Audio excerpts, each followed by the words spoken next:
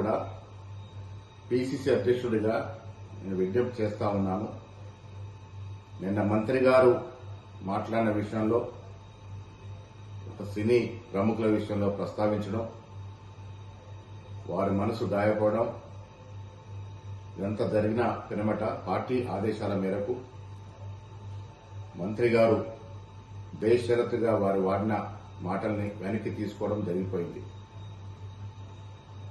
నేను కేటీఆర్ గారు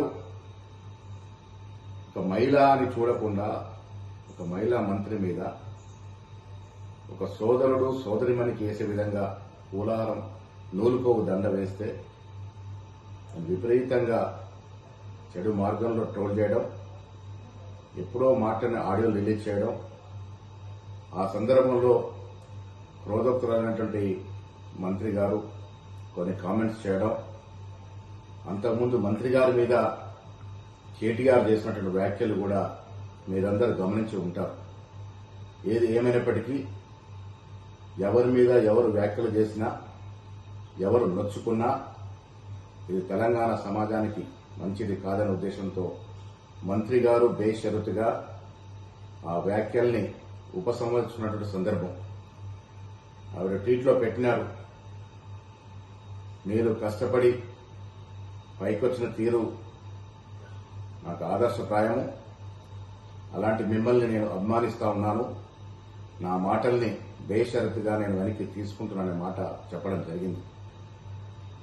ఇరువైపులో కూడా మహిళలే ఉన్నారు. మొదటగా మంత్రి గారి మీద కేటీఆర్ చేసిన వ్యాఖ్యలు, పెట్టిన ట్రోల్స్, వివిధ సోషల్ మీడియాలో వచ్చినటువంటి అభ్యంతరకరమైనటువంటి ట్వీట్స్ మీరందరూ కూడా గమనించే ఉండి ఉంటారు.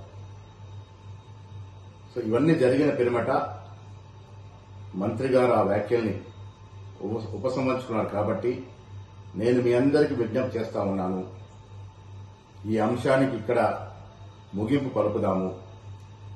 ఇంకా దీన్ని దూరం తీసుకెళ్తే ఇరువైపున మహిళలు కూడా నొచ్చుకొని బాధపడే అవకాశం ఉంది. కాబట్టి సినీ ప్రముఖులందరూ కూడా నేను విజ్ఞప్తి చేస్తా ఉన్నాను, ఈ అంశాన్ని ఇక్కడితో ముగింపు పలుకుదాము.